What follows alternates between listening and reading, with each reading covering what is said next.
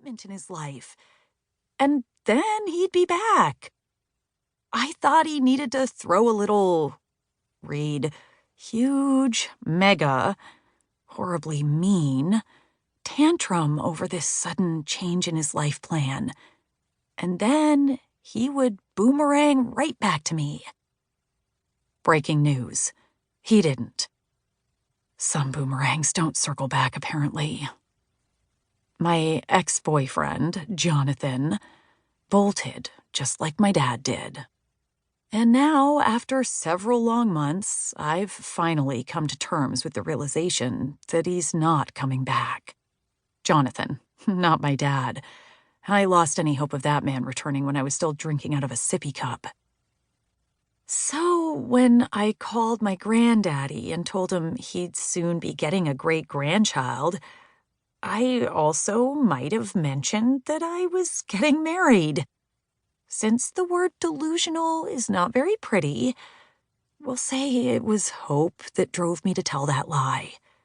Hope that my life wouldn't be following the same tragic path as my mom's, and that the man I loved really would return to me.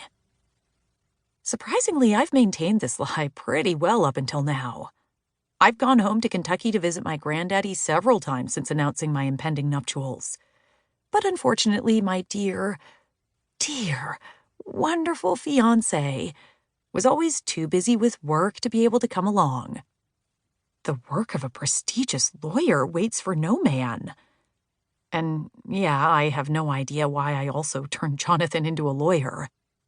I think at that point, some part of me must have known he was never coming back. Anyway, it was all fine and dandy until the surprise trip my granddaddy sprung on me last night. Then Lucy talked me into faking a relationship with her brother, to whom I dream of feeding laxatives via a surprise coffee delivery to his office. Drew, the physical embodiment of how a person feels when they are assigned jury duty. But wait, there's more. Drew is the human version of a popcorn kernel stuck in your teeth. The man, so boring, he eats celery for dessert. The only person in the world with whom it would be more pleasing to run barefoot over a trail of pointy Legos than have a 30-second conversation. In case anyone is still confused, I absolutely can't stand Dr. Stuck-Up Marshall. I pull back the curtains again and stare out at my driveway like a peeping Tom. If Drew pulls in right now, he'll see my face pressed up against the glass, making me have a piggy nose and death glare eyes, and he'll keel over at the sight of it.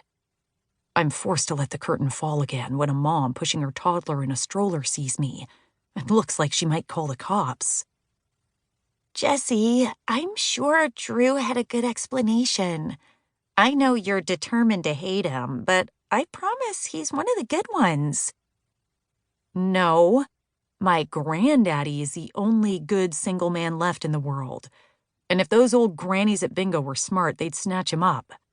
So, no, I do not believe Drew is one of the good ones. And I'm certain he did this on purpose. He's mad at me for throwing the bag of diapers in his face, and this is retaliation. What diapers? No, you know what? I don't want to know. At least tell me what happened when your granddaddy showed up and Drew wasn't there. Crickets. I don't say a word, and I'm hoping Lucy will think the line went dead and give up and go about her day. Jessie? She drags out my name like she just found out I ate all the cookies from the cookie jar. What happened when he showed up? I sigh dramatically. He didn't, okay? He called me this morning saying he woke up to a flat tire and had to have it towed to a mechanic. He said he'd have to take a rain check on the visit. Oh my gosh, then why in the world are you so upset with Drew? You didn't even need him. I blank. Because he didn't know that. I never told him because I wanted to see if he'd show or not. And he didn't. So, ha.